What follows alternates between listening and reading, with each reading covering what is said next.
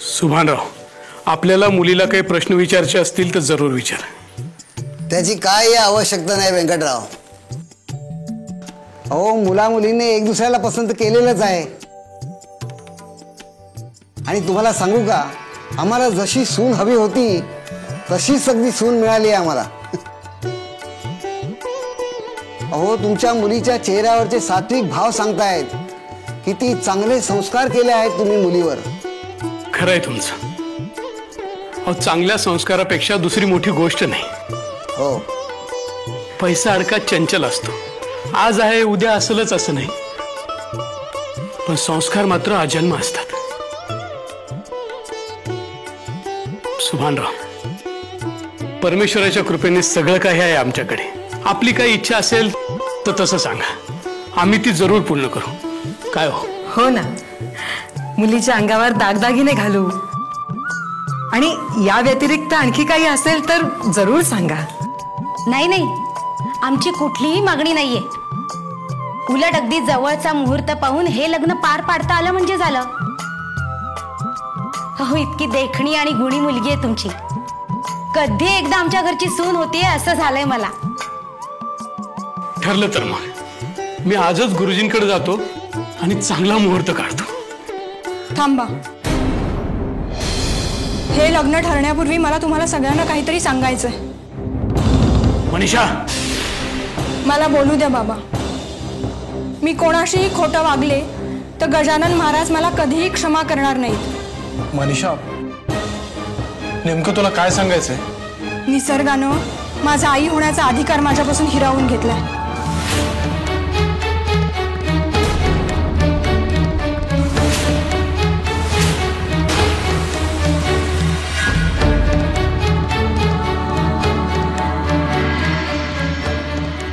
व्यंकटराव, हे भयंकर सत्य तुम्ही आमच्यापासून दडवून ठेवलं होतं.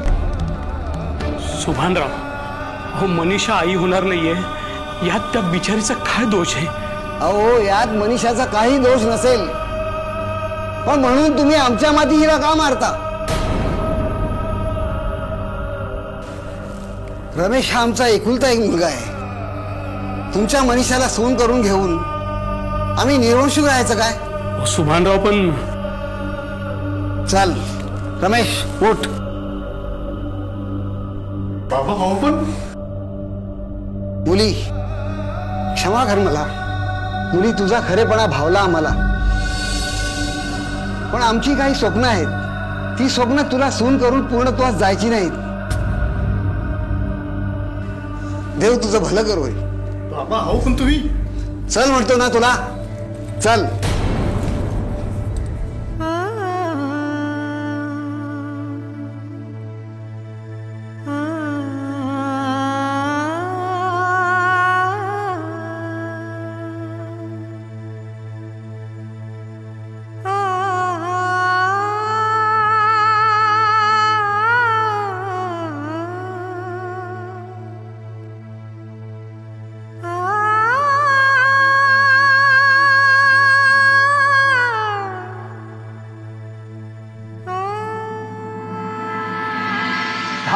धाडस महाराज, सत्य सांगण्यासाठी माणसाच्या अंगी धाडस असावं लागतं जगन.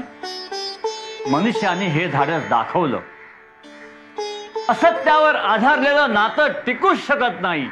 शाबास पोरी, शाबास.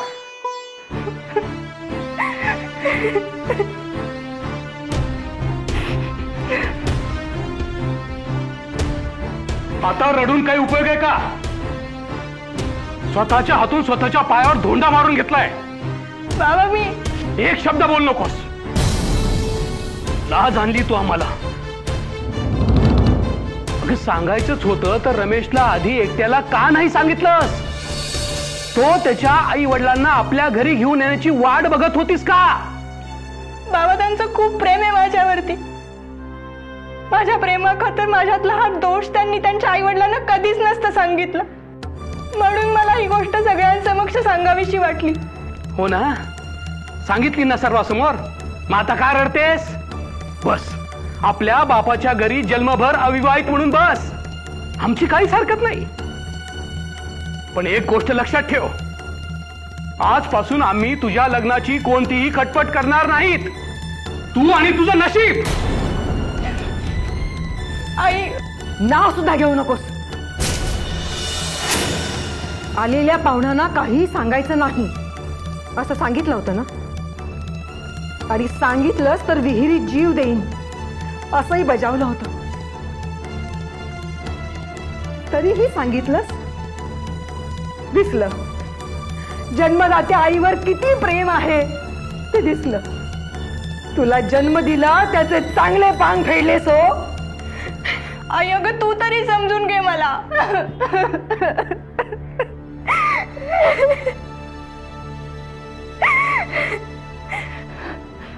महाराज, महाराज कुठे चुकलं माझं?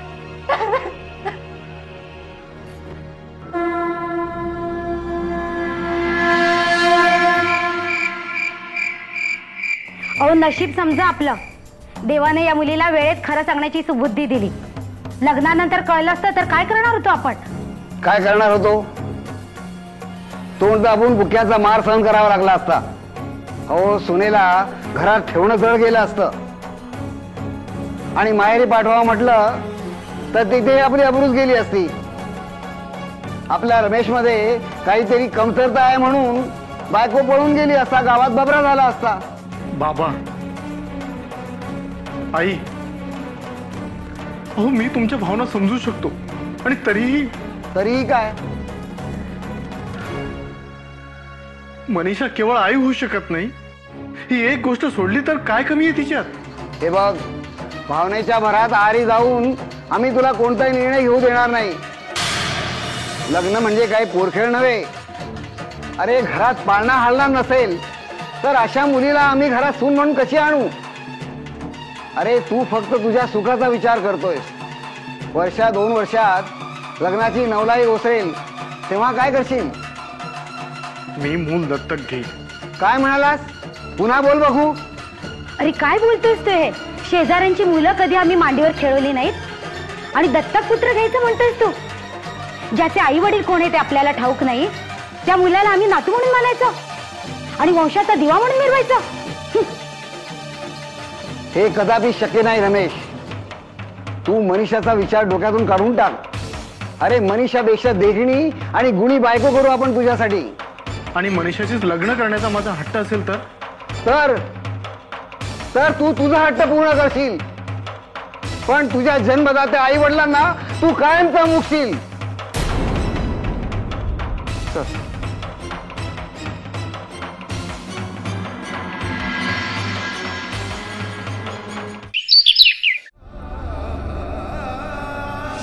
रमेश हा आमचा एकुलता एक मुलगा आहे. तुमच्या मनीषाला सून करून घेऊन आम्ही निर्वंशू राहायचं काय?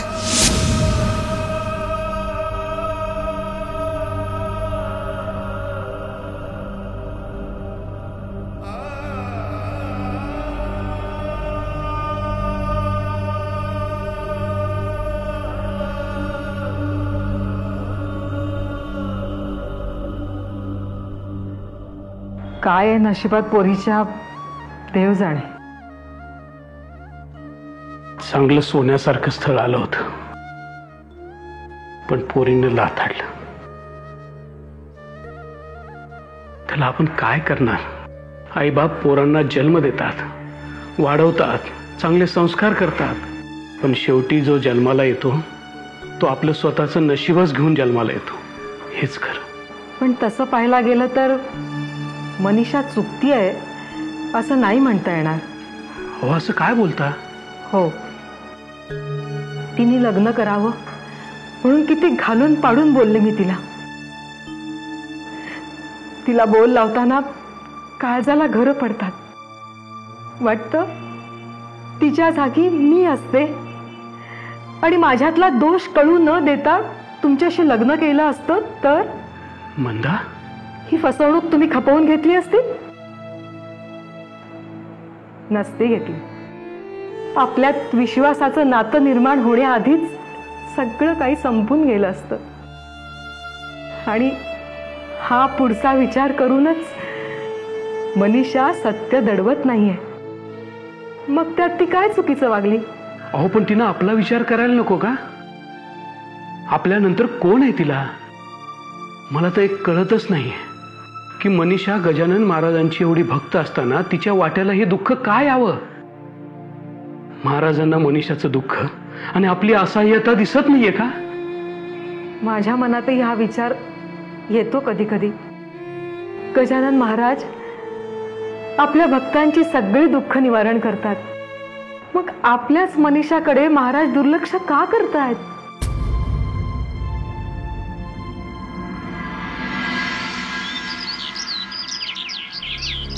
काय करू मी?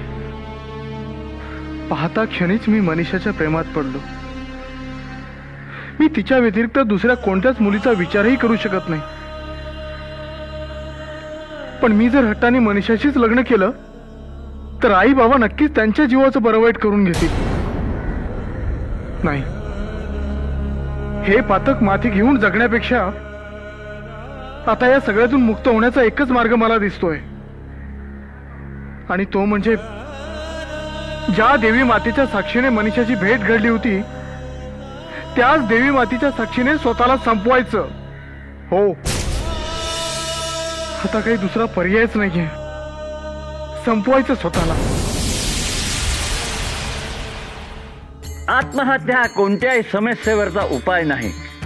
आत्महत्या करणं हे पाप आहे. कोणतीही परिस्थिती येईल त्याला निधड्या छातीने सामोरं जायची तयारी ठेव. ये आमच्याकडे ये. निसर्गानं माझा आई होण्याचा अधिकार माझ्यापासून हिरावून घेतलाय. मनीषाशीच लग्न करण्याचा माझा हट्ट असेल तर तू तुझा हट्ट पूर्ण करशील, पण तुझ्या जन्मदात्या आई वडिलांना तू कायम का मुकशील?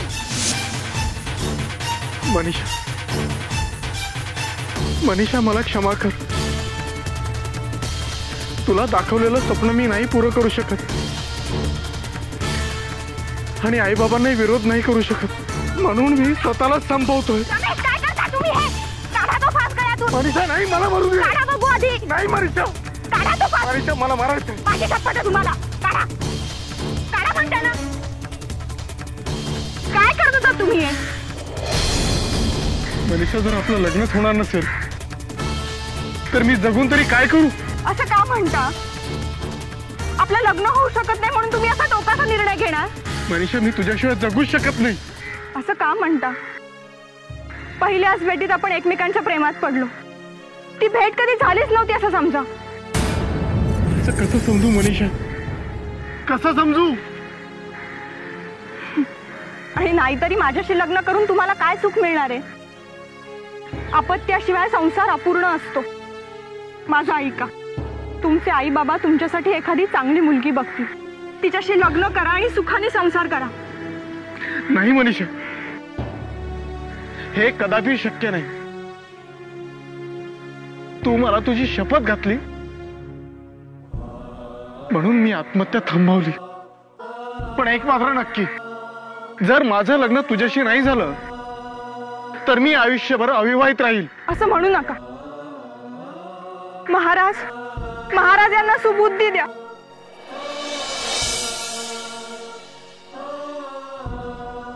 महाराज? हो, माझे गजानन महाराज. तुम्ही कृपा करून असा कुठलाही अविचार करू नका. गजानन महाराज यातून नक्की काहीतरी मार्ग काढतील. गजानन महाराज?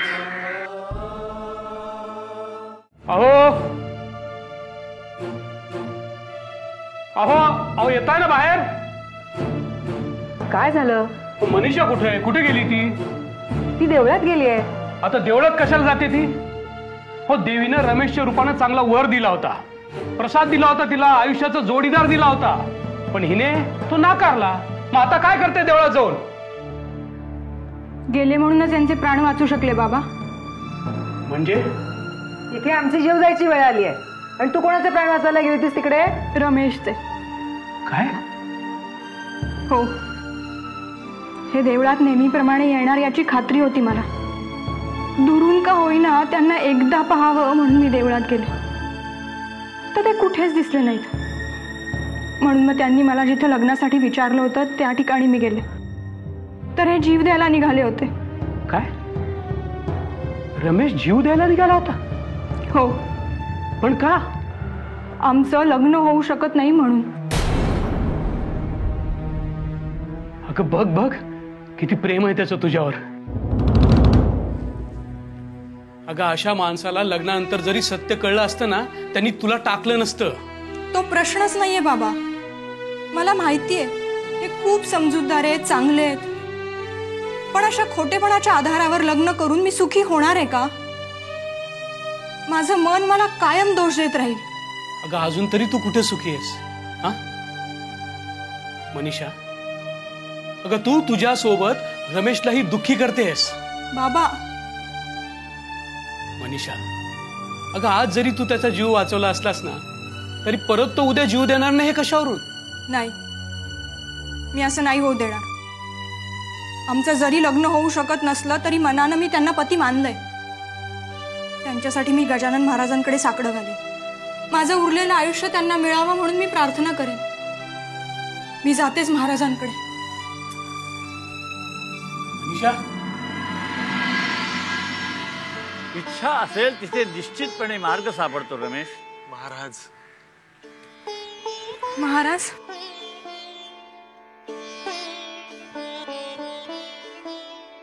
रमेश तुम्ही इथे? हो मनीषा, जे तुझं दैवत तेच माझं दैवत. महाराज, मी कसं सांगू यांना? कसं समजू की मी आई होऊ शकत नाही म्हणून? मग मी लग्नाचा हट्टहास तरी का धरू? तू कधीच आई होऊ शकणार नाहीस हे अर्ध सत्य आहे. म्हणजे? हो मनीषा,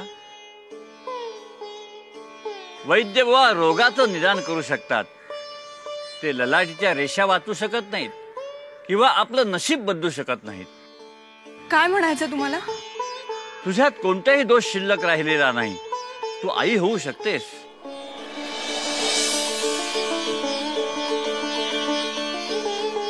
काय? हो महाराज, हे कसं शक्य आहे? इच्छाशक्ती दांडगी असली की अशक्य असं काहीच नाही. मनात श्रद्धा ठेवली, भक्तिभाव ठेवला की इच्छाशक्तीला बळ मिळतं. आमच्या पितांबराने याच इच्छाशक्तीच्या बळावर वटलेल्या आम्रवृक्षाला पाने आणली. अशीच इच्छाशक्ती बाळग, ती तुला मातृत्व देईल. महाराज, रमेश आणि तू दोघे एकमेकांना अनुरूप आहात.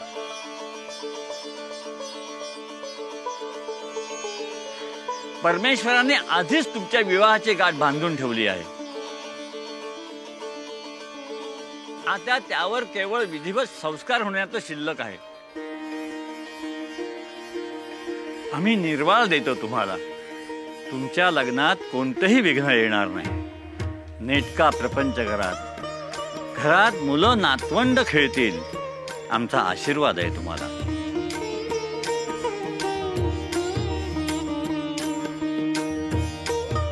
गण गण गणात बोते, गण गण गणात बोते, गण गण गणात बोते, गण गण गणात.